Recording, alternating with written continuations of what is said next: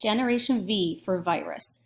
The coronavirus may be a defining experience for Generation Z that shapes its outlook for decades to come, disrupting its entry to adulthood and altering its earning potential, trust in institutions, and views on family and sex. The big picture, demographers have observed lasting impacts from national crises, like the AIDS epidemic, 9/11, and the Great Recession, on the political, economic, health, and societal aspects of Americans who came of age at that time. COVID-19 is going to be the 9/11 of the Gen Z generation, said Jason Dorsey, president of the Center for Generational Kinetics, a research and strategy firm focused on Gen Z and millennials. But this virus could pack on even bigger punch, given its tentacles, duration, death toll, and the extreme nature of social distancing measures now in place. It's how this generation will experience the notion of profound trauma shared by the community, cyber specialist, founder of College Reaction Polling, told Axios.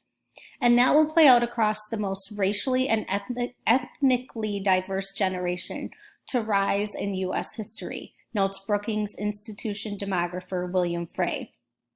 There are different definitions of Gen Z, but all consider it to be the people born after the mid-1990s, roughly ranging from second graders to young adults just finishing college and entering the workforce.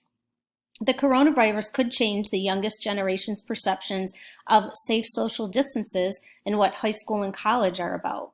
Some will lose grandparents, parents, siblings, and friends. Some may shake hands less or be more aware of coming within 6 feet of strangers.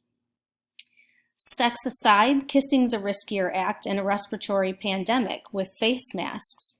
Young people's lives could become even more embedded with technology because school has shifted online and there's more remote work and video conferencing.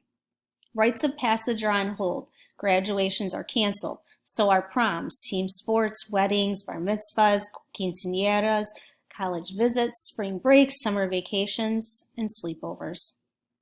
Isolation, fear, and uncertainty could exacerbate mental health concerns. Gen Z is already more likely to report poor mental health per the American Psychological Association, and suicides among people ages 10 to 24 soared 56% from 2007 to 2017.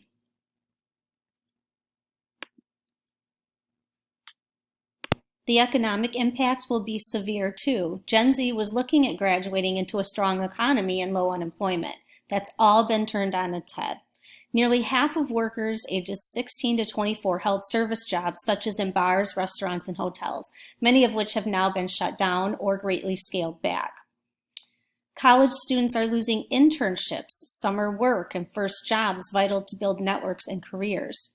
In a college reaction survey, 91% cited concerns about the economy and job market, and more than half worried about their finances.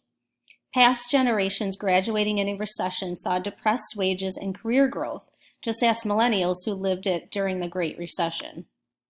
People gradually catch up, but it can take basically the first decade of their career.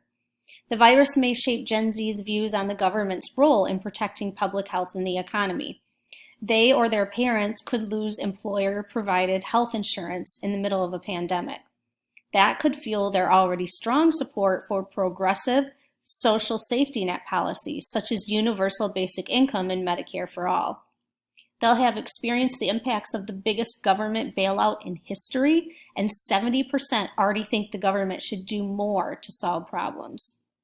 Gen Z is now going to be able to say, I remember where I was when they started sending out checks to everybody, or when healthcare suddenly became free in order to get tested. The progressive ideas they've supported are now less hypothetical.